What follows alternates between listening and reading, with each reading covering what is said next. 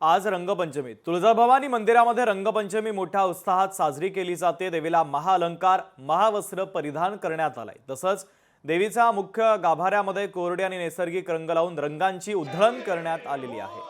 अभिषेकानंतर विधिवत महाआरती आणि करण्यात आली। देवीचे मुख्य पुजारी महंत सेवेकरी आणि मंदिर प्रशासनाने अधिकाऱ्यांनी देखील देवीला रंग लावून तुळजापुरात रंगपंचमी मोठ्या उत्साहात साजरी करण्यात आली। यावेळी भाविकांनी दर्शनासाठी देखील मोठी गर्दी केल्याचं चित्र पाहायला मिळालं। आज रंगपंचमी असल्यानिमित्त देवी बरोबर आज सर्व भाविक भक्तांनी पुजाऱ्यांनी व सर्व महंतांनी मिळून रंग उत्सव साजरा केला। देवीला जे रंग वापरले ते सर्व नैसर्गिक कलर होते आणि सर्व भाविकांना भक्तांना पुजाऱ्यांना व नागरिकांना आव्हान आहे की सगळ्यांनी जास्तीत जास्त करून कोरडा कलर खेळावा, जेणेकरून आपल्या परिवारातील कुटुंबातील सदस्यांना त्याची इजा होणार नाही। तरी सर्वांनी रंग खेळताना काळजी घ्यावी।